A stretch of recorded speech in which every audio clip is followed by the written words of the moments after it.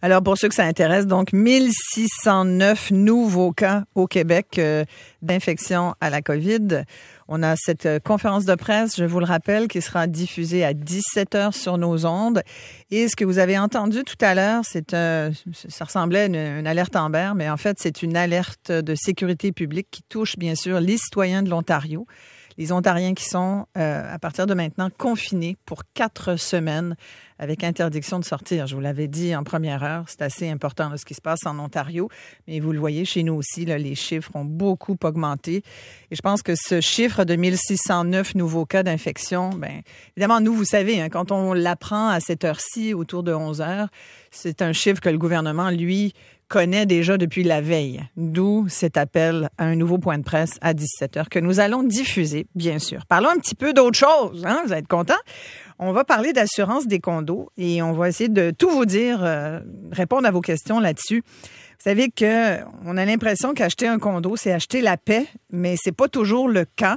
Quelqu'un qui est bien placé pour nous l'expliquer, c'est Maître Yves Jolicoeur, Monsieur Condo, comme j'aime bien l'appeler, avocat spécialisé en droit de la copropriété. Bonjour, Maître Jolicoeur. Bonjour, Mme Marissal. Vous conseillez, représentez de nombreux copropriétaires et syndicats de copropriété depuis des années dans la défense de leurs droits. Et là, le dossier critique, depuis quelques mois d'ailleurs, c'est toute la question des assurances des condos. Ça devient tellement problématique parce que, c'est compliqué, mais surtout, ça coûte de plus en plus cher. Et vous avez des exemples pour nous. Effectivement, depuis 1 an, j'ai eu près de 10 dossiers où les assureurs ont décliné leur volonté d'assurer des immeubles. Donc, lors des renouvellements, ils ont dit simplement au syndicat, on ne vous renouvelle pas. Alors, ça a eu des conséquences, dans certains cas, très, très dramatiques, en ce sens que les gens, du jour au lendemain, ont vécu une insécurité financière importante parce que une copropriété sans assurance, c'est tous les propriétaires qui deviennent en défaut. Vous avez leur propre prêteur hypothécaire. Ça fait en sorte que les administrateurs des copropriétés n'ont plus d'assurance pour les protéger pour les erreurs et omissions qu'ils peuvent commettre. Et finalement, mais il n'y a plus de marché de revente des condos. C'est-à-dire que les gens sont propriétaires d'un appartement. Ils n'ont plus la possibilité de le vendre. Donc, c'est, au point de vue insécurité financière, surtout en plein COVID, très, très sérieux ce que l'on vit présentement sur le marché. Oui, vous parlez même d'une crise, là, puis qu'il faut absolument trouver une solution à cette crise-là. Ben, on vit une crise dans ce sens que il y a des assureurs majeurs au Québec qui se sont retirés en termes d'offres d'assurance. Maintenant, on est rendu à devoir placer ce type de risque-là sur les marchés londoniens avec les Lloyds. Et là, évidemment, ça a des conséquences économiques importantes. On a des cas où effectivement, les primes d'assurance sont partis de 16 000 à près de 120 000 $. Donc, c'est dans le budget des copropriétaires, mais ça a un impact énorme. Vous dites 120 000 $? Oui, 120 000 $, puis il y a des cas 50, 60, 80 000 $. On a eu des cas cette année qui sont préoccupants, surtout à un moment où le gouvernement du Québec dit, ben écoutez, encourageons l'économie québécoise. Je m'explique mal que des assureurs locaux se désengagent et qu'on ait à verser des primes d'assurance à l'extérieur du pays. Il me semble que c'est pas de bonne augure. Est-ce que les assureurs ont des raisons pour aller dans ce sens-là? Peut-être, mais c'est certainement pas en disant à leurs assurés, ben écoutez, ça ne nous tente pas de vous renouveler, vous n'avez pas le passé qui est dans le profil de ce qu'on veut assurer. Et c'est d'autant encore plus compliqué qu'on vit actuellement une réforme législative sur l'assurance en matière de copropriété. Il y a des dispositions qui rentrent en vigueur la semaine prochaine. Oui, le 15 avril, hein, c'est ça? 15 avril, quand même des choses qui sont importantes. Alors là, vous avez le citoyen d'un côté qui doit apprendre, dans le fond, de nouveaux systèmes législatifs assurance condo. C'est compliqué. Puis en plus, ils doivent expliquer à leurs copropriétaires que le budget qu'ils avaient présenté ne fonctionnera plus parce que la prime d'assurance a un impact en termes de croissance de coûts sur les charges communes de façon très, très importante. Quand on ne se ramasse pas avec des syndicats qui sont orphelins d'assurance, des fois pendant quelques mois, il y en a actuellement qui ont été en découvert d'assurance. Mais ça veut dire que les gens ne pourront pas... Mettons qu'ils veulent vendre leur condo, là. Ça veut dire que c'est impossible. C'est impossible de revendre. Et contrairement à l'assurance automobile, parce que vous savez, dans le domaine de l'assurance automobile, quand Mme Payette a rendu le régime obligatoire, bon, évidemment, on n'a pas étatisé l'assurance au Québec, puis on a quand même, il a été convenu que si quelqu'un ne pouvait pas placer son risque en responsabilité, il y aurait, dans le fond, un organisme là, qui replacerait chez des assureurs ce type de place-là, tandis qu'en assurance condo, quand vous devenez orphelin d'assurance, il n'y a personne qui va vous reprendre. Là. Alors donc, ça prend des courtiers spécialisés qui vont sur les marchés extérieurs du Canada pour placer ce type de risque-là. Il n'y a pas de solution nationale québécoise vis-à-vis ces collectivités propriétaires qui deviennent sans assurance. Donc, on envoie notre argent littéralement à Londres, là, présentement. Incroyable. Mais j'imagine les assureurs. Prenons Desjardins, par exemple, ou d'autres assureurs chez nous, là. Ils sont pas plus enclins quand même à avoir une certaine empathie pour les copropriétaires. Mais peut-être que empathie et assureur, ça va pas ensemble dans la même phrase, là, mais est-ce que vous avez un peu d'informations là-dessus, M. Jolicoeur? L'empathie, c'est plus une vision très, très économique, très mathématique de ce type d'assureurs-là, des assureurs directs comme Desjardins qui disent, écoutez, vous rentrez plus dans notre profil et placez le risque ailleurs. Ce qui est un peu embêtant, notamment chez Desjardins, alors que c'est celui qui a le plus gros portefeuille d'hypothèques, si je comprends bien, au Québec, et qui devrait normalement protéger son portefeuille d'hypothèques d'un condo en ayant un produit d'assurance.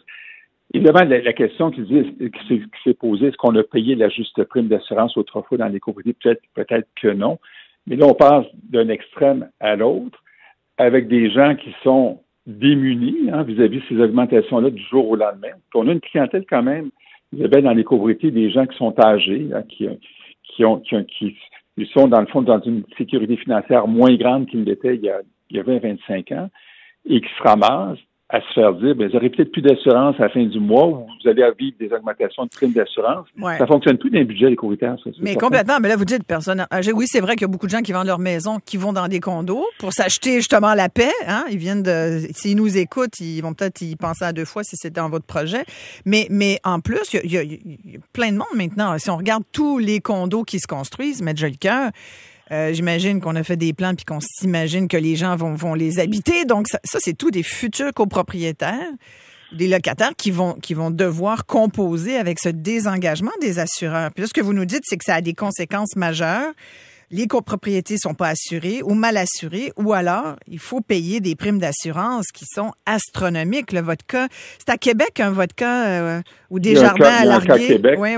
On en a également, c'est pas juste Desjardins, on a eu des cas dans la région de Montréal, des cas vécus où effectivement le budget a été durement affecté par cette situation-là. Et puis, évidemment, c'est du jour au lendemain, là, on dit, on se retire. Écoutez, tout n'est pas blanc, tout n'est pas noir. Des fois, il y a des assureurs qui se disent, écoutez, vous êtes des spécialistes en termes de réclamation. Vous faites tellement de réclamations qu'il n'y a aucun intérêt à ce qu'on continue à vous assurer. Donc, maintenant, il reste quand même qu'il y a une culture là, qui a été mise en place depuis quelque temps par les assureurs qui regardent ça très froidement, puis on ne vous renouvelle pas sans qu'il y ait une solution qui est offerte à ces administrateurs qui sont souvent des bénévoles. Hein. C'est des gens qui s'investissent sans rétribution, puis se ramassent finalement à se faire dire parfois, l'immeuble, on a un cas, l'immeuble, on l'assure, mais vous n'aurez plus d'assurance responsabilité civile pour les administrateurs. C'est un cas vécu. Le conseil, ils ne sont pas assurés. Et ça veut dire quoi, ça? Ouais. Ça veut dire que si quelqu'un poursuit des administrateurs, il n'y a pas un assureur qui va les défendre. Alors, les gens se disent, pourquoi je serais administrateur bénévole sur un conseil d'administration sans avoir une assurance responsabilité civile, d'autant plus qu'à partir du 15 avril prochain, Québec oblige tous les syndicats à assurer ses administrateurs, alors qu'il y en a qui sont peu assurés comme administrateurs. Alors ça, c'est donc bien compliqué. Fait que donc, dès le 15 avril, là, c'est bientôt, là, oui. C'est dans quelques jours, tous les administrateurs qui siègent sur un syndicat de copropriété, puis ça touche quand même beaucoup de gens, là. Beaucoup de gens qui sont des administrateurs bénévoles, qui s'en occupent. C'est beaucoup d'heures, beaucoup d'heures, là. C'est vraiment, là, il faut vraiment aimer aimer passer des heures en rencontre, puis avoir à cœur sa copropriété. Mais bref, tous ceux-là, ce que vous nous dites, Maître Jolicoeur, vont devoir souscrire à une assurance responsabilité civile. Ils vont même aussi devoir avoir en main une évaluation des coûts de reconstruction faite par un évaluateur agréé. Bref, il y a beaucoup de demandes là, qui deviennent obligatoires. Il y a beaucoup de demandes, également beaucoup de savoir. C'est-à-dire que les administrateurs vont devoir connaître ces nouvelles règles du jeu. Puis, ils vont devoir composer avec un produit d'assurance qui est compliqué. L'assurance condo, là, c'est une haute complexité. Le copropriétaire doit être assuré. Le syndicat aussi doit souscrire une couverture d'assurance. Le BAC a fait tout récemment un sondage qui démontre quand même un degré de méconnaissance des citoyens québécois vis-à-vis de la chose. Puis, on parle au Québec de plus de 25 000 syndicats de copropriétaires. Il y en a des syndicats de copropriétaires au Québec. Ça regroupe, on parle de plus de 350 unités. C'est quand même un gros marché. Ouais. Mm-hmm. Malheureusement, où on a une insécurité qui se bâtit présentement sur le marché puis qui ne devrait pas être le cas. Et également, ce qui choque en plus l'imaginaire des gens, c'est qu'il y en a qui administrent très bien leur immeuble. Puis il y en a qui connaissent rien. Puis il y en a qui ne connaissent rien. Exact. Donc, c'est ça. C'est ça qui est actuellement la toile de fond. Maître Yves Jolicoeur est avec nous. J'en profite pour vous dire que Maître Jolicoeur vient de mettre à jour son livre, qui est un véritable guide. Là, si vous êtes en copropriété, je pense que c'est nécessaire de lire ça. Ça s'intitule « L'assurance condo, tout ce qu'il vous faut savoir », 2e édition. Vous avez même, à la fin du livre, des exemples de lettres que vous pouvez envoyer. Là. C'est vraiment un guide qui répond à beaucoup de questions des gens qui vivent en condo. Toute personne qui vit en condo ou qui se propose d'en acheter un doit lire ça pour ne serait-ce qu'être au courant de ce que ça veut dire. Il y en a, tu leur demandes, puis votre fonds de prévoyance, il y a combien dedans? Ils font décaisser le fonds de prévoyance. Ils savent même pas ce que c'est, ils savent pas combien qu'il y a dedans. C'est vrai que c'est laborieux, c'est long, les espèces de juste d'entente de copropriété, là, le document notarié là, qui est en fait c'est le contrat de copropriété, Maître Jolicoeur. Les gens le lisent pas. Les gens achètent un condo, savent pas dans quoi ils s'embarquent. Fait que là, c'est comme d'autres choses, hein. Il faut qu'on soit responsable par rapport à notre achat. Vous allez y mettre beaucoup d'argent. Il y en a qui ont mis déjà beaucoup d'argent. Ça coûte pas une scène, hein, un condo. On le sait maintenant, c'est aussi cher qu'une maison, sinon plus. Les frais de condo sont importants. Ça inclut normalement une partie qui doit aller en fonds de prévoyance. Donc, fonds de prévoyance, non, on en parlera après la pause avec Maître Jolicoeur. Si vous avez des questions et surtout si vous avez des cas, moi j'aimerais ça vous entendre. Est-ce que vous avez eu des cas épouvantables? Il y a Christian qui m'écrit assurance condo là, pour faire court. Nous, on est juste mal administrés. 80 unités, 40 millions d'actifs. Comment voulez-vous que moi, comme copropriétaire, je puisse m'assurer pour me prémunir de tous les risques? Lui, il demande, c'est quoi ma solution? Évidemment, beaucoup de questions dans celle-là. 514-790-9850. De l'extérieur, vous faites le 1-866-98-50. On se parle tout de suite après. Assurer son condo, c'est de plus en plus compliqué et ça coûte de plus en plus cher. On est en compagnie de Maître Yves Jolicoeur qui s'est beaucoup intéressé à tout ce qui touche, bien sûr, la copropriété. Il vient de publier l'assurance condo, tout ce qu'il vous faut savoir. C'est une édition qui est mise à jour parce que le dossier avance. Et là, ce qu'on apprend ce matin, c'est qu'il y a de moins en moins de compagnies qui sont prêtes à vous assurer. On a Daniel au bout du fil. Bonjour, Daniel. Oui, bonjour à vous deux. Moi, j'ai une question pour M. Jolicoeur. On est un syndicat de 22 unités. Mm-hmm. Et puis, depuis, je dirais 2-3 ans, là, il y a comme une espèce d'effet de spéculation là, dans l'édifice. Je me demande si le conseil d'administration a moyen de choisir ou de faire un comité de sélection là, pour choisir les nouveaux arrivants ou les nouveaux propriétaires. Parce que là, on a un petit peu peur que si vous voulez, là, que l'effet de spéculateur prenne le dessus puis qu'il n'y ait plus personne pour administrer l'immeuble. Là. Ah oui, que les gens achètent pour vendre sous Juste peu. Pour vendre suite. Oui, tout à fait. Parce qu'aujourd'hui, tu t'achètes quelque chose aujourd'hui, puis le mois prochain, ça a déjà augmenté de prix. C'est une très bonne question, Daniel. Maître Jolicoeur, là-dessus? Mais écoutez, on n'a aucun droit de regard sur qui devient propriétaire dans un immeuble en copropriété. Donc, effectivement, vous ne pourrez pas changer le profil des acheteurs. Cependant, je vous dirais que la qualité des administrateurs puis également la qualité des échanges avec les copropriétaires fait en sorte que lorsqu'on est dans une copropriété qui est bien administrée, c'est peut-être pas ce que les spéculateurs recherchent. Les spéculateurs en copropriété cherchent surtout des frais de condo très bas, où ça coûte le moins cher, où on met le moins d'argent possible dans l'entretien du bâtiment.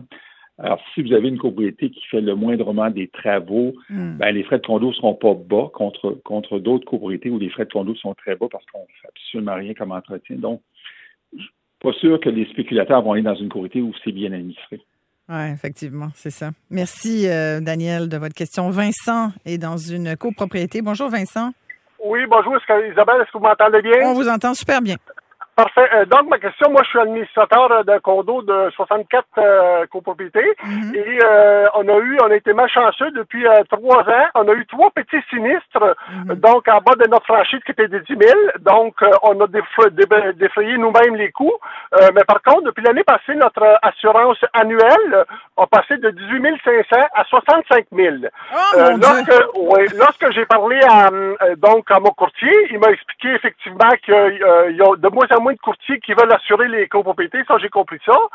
Mais la question, c'était que pourquoi que nous, de bonne foi, on a déclaré nos sinistres, donc, en bas du prix de notre franchise. Donc, les assurances n'ont rien payé, mais que là-dessus, on a quand même été pénalisés. Donc, la question, je me pose, pour les petits sinistres, je sais qu'on a l'obligation, sur notre code civil, de le déclarer. Mais là, on a été pris en otage, puis on paye pas parce qu'on les a déclarés un peu. C'est un peu ça que je voulais parler avec M. Jolicoeur. Ouais, ben ça, c'est toujours la question. Puis pour les maisons, il y a plein de gens qui me disent, mais moi, mon assurance maison aussi, là, ça a doublé en 5 ans. Maître Jolicoeur, là, on parle surtout des condos parce que c'est votre expertise spécialisée, mais je pense qu'en règle générale, les assureurs de propriété ont décidé d'appuyer fort sur le crayon à tel point que les gens ont des franchises de plus en plus élevées, payent eux-mêmes les petits sinistres, comme dit Vincent. Mais on voit quand même une enflure. Lui, c'est presque c'est plus du triple là, de son assurance. Là, on a réellement l'impression qu'on contrôle absolument plus la facture de l'assureur. Puis effectivement, on dit on est un bon citoyen, c'est-à-dire qu'on prend en charge nos sinistres, puis on ramasse l'augmentation de franchise. Bien, effectivement, c'est une problématique parce que dans la nouvelle loi, il est prévu qu'on peut ne pas réclamer, même quand c'est au-dessus du montant de la franchise. Et si Québec a rentré cette disposition dans le Code civil, c'est qu'il y avait certainement à l'esprit de vouloir quand même juguler l'augmentation des primes d'assurance. Il y a une corrélation qui se fait pas, c'est évident. On gère bien notre immeuble, petite réclamation, petit dégât qui n'est pas significatif, qui n'est pas récurrent. On ne devrait pas normalement subir les foudres de l'assureur. En fait, le problème, c'est qu'on n'a aucun contrôle sur l'augmentation des primes d'assurance. Plusieurs administrateurs se disent en otage vis-à-vis le marché de l'assurance. Alors, d'un côté, la loi nous oblige à assurer notre immeuble en copropriété. Si la loi nous l'oblige, de l'autre côté, les assureurs sont pas obligés de nous assurer. Puis quand ils nous assurent, on n'a aucun contrôle sur la progression des primes d'assurance. C'est un sérieux problème. Oui, non, mais autant il y a une surenchère dans les prix des immobiliers, autant on peut se poser la question, est-ce qu'il n'y a pas carrément de l'abus dans l'augmentation des primes d'assurance des condos et puis plus largement des immeubles en général, incluant les maisons, Maître Jolicoeur? Actuellement, on est en train d'avoir un marché où les gens ne pourront pas accéder à la propriété. Quand ils vont être dans des immeubles avec l'augmentation de la valeur du foncier, ils vont avoir à payer des hypothèques, sans compter qu'un jour, les taux d'intérêt vont augmenter. Puis pendant ce temps-là, l'argent qui est dépensé à ce niveau-là, ben on ne le mettra pas dans l'entretien des bâtiments. Moi, ma crainte, c'est que les gens vont couper sur l'entretien des bâtiments parce qu'ils vont dire on n'a pas les moyens de faire tel travaux. Puis je le constate, moi, comme avocat des assemblées copropriétaires, où on leur dit ben il y a tel type de travaux à faire, puis les gens disent non, on n'ira pas. C'est trop cher. Pourtant, ils sont importants de les faire. Donc, c'est très malsain ce qui se passe actuellement sur le marché. Mais c'est malsain. Est-ce que c'est clair que c'est malsain et ça se fait au détriment des copropriétaires? Mais est-ce qu'on peut dire que c'est carrément de l'abus? Est-ce qu'il ne devrait pas y avoir une remise à l'ordre, là, c'est-à-dire que quelqu'un leur tape sur les doigts? C'est une jungle, là, c'est ça? C'est sauvage, ils peuvent faire ce qu'ils veulent, nous charger 10 fois le prix, puis on peut juste acquiescer et payer? On n'a aucun contrôle actuellement. Les syndicats n'ont pas aucun contrôle, même les syndicats, parce qu'il y en a des syndicats qui administrent bien leur immeuble, qui ont des carnets d'entretien, qui font des travaux en temps opportun. Ils sont impactés par l'augmentation des primes d'assurance. Il y en a qui disent, écoutez, on va mettre en place un plan de gestion de risque, c'est-à-dire on va vérifier les lavabos, les chauffe-eau, on va les changer. Donc, ils gèrent le risque. Il y en a qui le font et qui, malgré tout, ne sont pas, entre guillemets, récompensés pour l'effort qu'ils font. Alors, c'est ça qui actuellement nous amène à un degré de questionnement. Comment on distingue ceux qui font bien leurs choses des syndicats où ils font pas des travaux, surtout dans les copropriétés, il y a beaucoup de spéculation où ils veulent pas chercher de frais de condo puis ils font pas d'entretien. Mais moi, je suis un bon citoyen, j'administre bien mon immeuble. Est-ce que c'est normal que je me fasse, dans le fond, impacter par des augmentations de primes d'assurance? Mais il faut parler aussi des franchises d'assurance. Isabelle, vous l'avez soulevé. On a des franchises d'assurance dans des immeubles de 100 000, 250 000 de franchises d'assurance. Et la loi va nous obliger, à partir de 2022, à se bâtir un fonds d'auto-assurance où on va devoir mettre dans un compte de banque le montant de la franchise. Alors, si vous avez 100 000 de franchise l'année prochaine, ben, ils vont devoir commencer à bâtir un 100 000 d'épargne pour faire face à une franchise. Ça va commencer à coûter cher, la copropriété. Mais là, il y a des gens qui vont pas... Il y a des vendeurs de condos qui vont omettre de le dire à leurs clients. Là, les clients, ils vont se ramasser à l'apprendre une fois que c'est trop tard, puis ils vont faire « j'ai plus les moyens de vivre ici. » là. Ben, c'est l'état de préoccupation qu'on voit actuellement sur le marché. Vous savez, moi, je suis secrétaire général du regroupement des gestionnaires. On en parle depuis longtemps. L'ouvrage que j'ai produit, on l'a fait avec la RGCQ. On a ça à l'esprit comme organisme en disant il y a quelque chose qui ne fonctionne pas. On a des textes de loi qui nous obligent à assurer. Il y a des textes de loi qui vont nous forcer à faire des carnets d'entretien et des études de fonds de croyance. C'est très correct, c'était souhaitable. Mais d'un autre côté, on n'a plus le contrôle de la dépense dans les copropriétés, notamment à raison des primes d'assurance. Ouais, et puis en plus, il y a les coûts de la construction, de la reconstruction qui se mettent là-dedans, avec la surenchère aussi, juste au prix du 2x4. On en a parlé à l'émission il y a une couple de semaines, qui a triplé, quadruplé parfois, là, selon le fournisseur ou la région. Incroyable. On a Régent qui nous appelle, qui est administrateur de société également.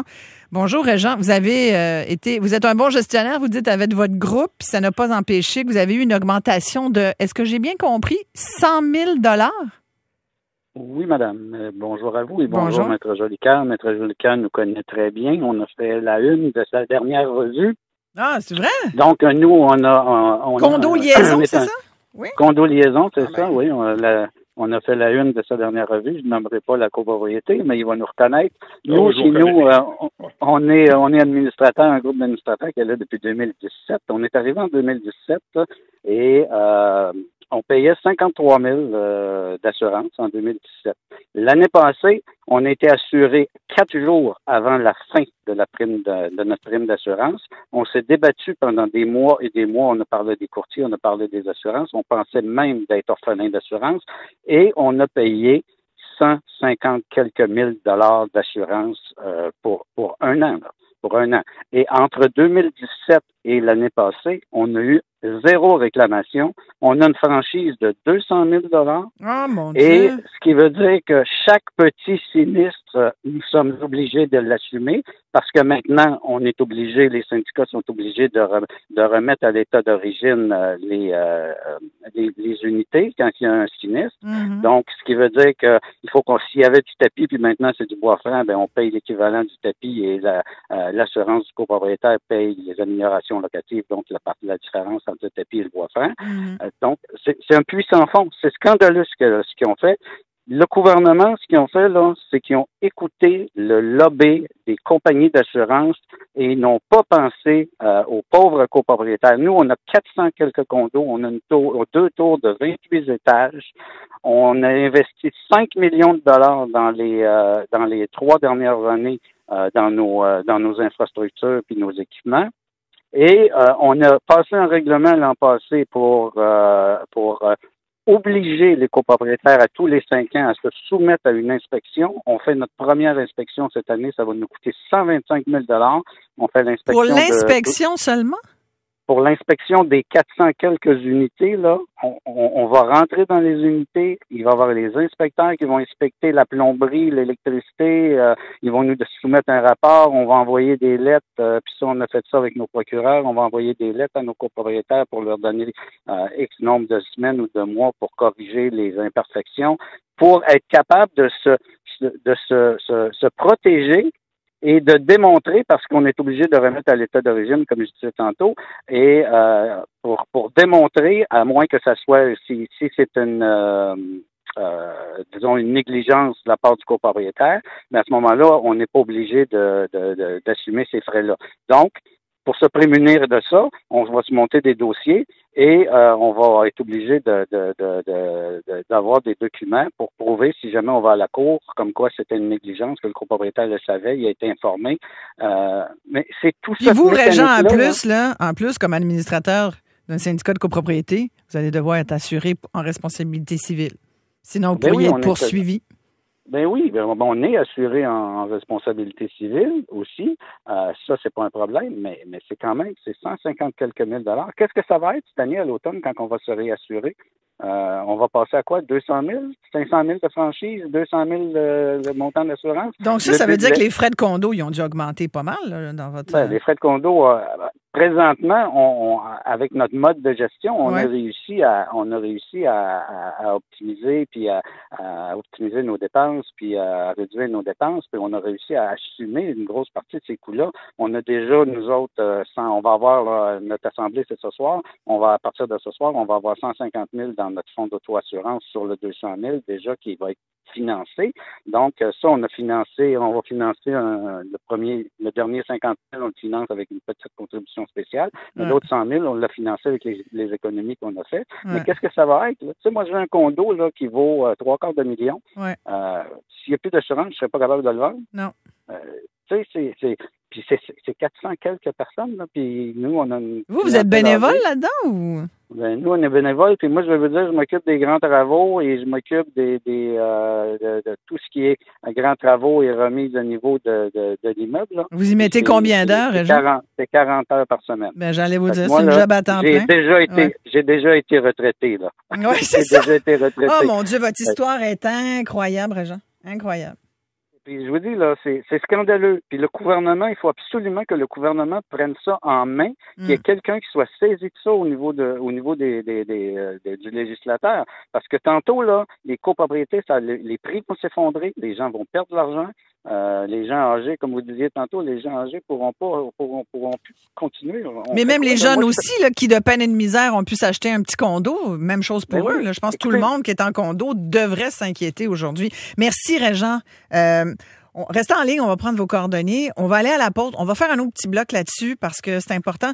Je veux juste savoir ce que le gouvernement fait ou va faire. Parce que là, Régent dit, le gouvernement, finalement, il a cédé aux pressions des lobbies des assurances. Ça nous arrive, ça arrive jamais, ça. Jamais. Les lobbies, là, ils ont, oh mon Dieu, cédé aux pressions des lobbies. Avez-vous déjà vu ça? C'est un commentaire cynique, là, pour ceux qui n'ont pas compris. On revient tout de suite. On a Colombe au bout du fil. Bonjour. Bonjour à vous deux. Moi, j'avais une question, c'est que nous, on a acheté une maison en rangée, on est 4 maisons en rangée.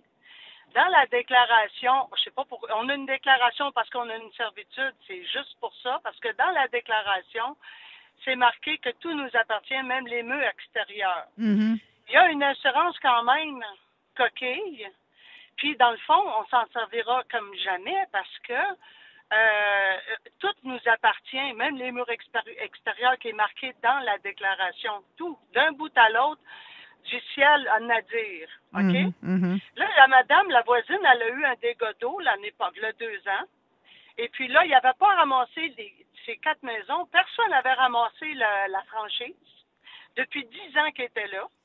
Ils n'ont jamais ramassé la franchise. Là, tout d'un coup, ils demandent le dégât d'eau, puis là, ils me disent qu'ils sont au courant de rien du tout. Puis là, ils me demandent 2447. Je refuse, naturellement. Pour, après ça, aller voir un avocat, eux. Ils sont allés voir un avocat 1 an après m'avoir fait subir tout ce qu'ils m'ont fait subir pour s'apercevoir que, non, en fin de compte, on n'a rien en commun sauf la servitude. Mm-hmm. Alors, pourquoi avons-nous une assurance coquille, étant donné que tout nous appartient? Merci de votre question, Colombe. Maître Jolicoeur là-dessus, Yves Jolicoeur? Bon, écoutez, rapidement, il n'y a pas 2 régimes d'assurance au Québec en copropriété pour les maisons de ville puis pour les tours, c'est les mêmes dispositions. Vous avez certainement en commun le terrain qui ceinture votre bâtiment.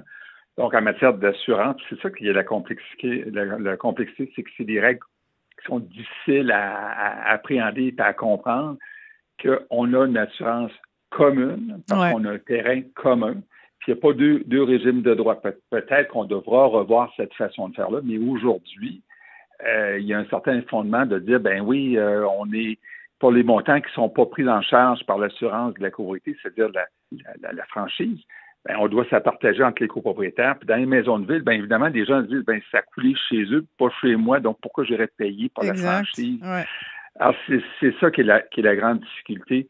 C'est de comprendre ce régime-là puis de le mettre en œuvre dans les copropriétés horizontales qu'on appelle. Maître Jolicoeur, j'ai beaucoup de commentaires de la part des auditeurs qui disent que le monde des condos est tellement chamboulé par les nouvelles lois qui imposent des règles aux copropriétaires. C'est ce que m'écrit Sylvie. Elle dit, mais qu'est-ce que le gouvernement fait pour régulariser les obligations des constructeurs? Elle parle avec beaucoup de justesse, puis son commentaire résume beaucoup de commentaires d'autres auditeurs qui font état de vices de construction, du fait là, qu'on construit tellement vite en ce moment là, qu'on coupe un peu les coins ronds. Puis finalement, c'est les copropriétaires, quand ils prennent possession de leur unité, qui se rendent compte que la toilette a été mal posée, ça coule en bas. Il y a eu tellement de mauvaises façons de construire que là, ils ont aucun recours contre le constructeur qui dit finalement, ben, sue me, c'est-à-dire poursuis-moi. Mais c'est souvent impossible à faire. Bref, il y a de ça aussi, là, ça complique beaucoup la vie des copropriétaires en condo, là. Ben, c'est vrai. Puis en plus, ça a un impact sur le coût des assurances. Parce qu'il y a un des gros assureurs au Québec, là, ne prend pas de bâtiment neuf avant 3 ans. Parce que lui, cet assureur-là, dans son calcul, il dit c'est mal construit. Et compte tenu que c'est mal construit, je vais-tu prendre un risque, le risque d'assurer ce bâtiment-là. Donc, puis il se dit les 3 premières années sont les plus coûteuses parce que c'est là où on voit où est-ce que ça a été mal fait, c'est ça? Puis c'est là que les tuyaux éclatent, c'est là que les sinistres ont été générés. Donc, la qualité du bâti qui n'est pas au rendez-vous au Québec, sauf pour les plans garantis qui sont couverts par GCR, les grandes tours, ben c'est sûr que les assureurs ont peur d'assurer ça. Alors, c'est pas blanc, c'est pas noir en la question des primes d'assurance. Il y a quelqu'un qui paye toujours en bout de piste, c'est le copropriétaire, parce qu'on n'a pas été assez sévère sur la qualité du bâti au Québec. On n'a pas été assez sévère pour mettre en place des carnets d'entretien des bâtiments. Imaginez, moi, j'achète un condo dans une tour de 20 étages qui n'a aucun carnet d'entretien de ce bâtiment-là qui est mis en place par le promoteur. C'est pas normal.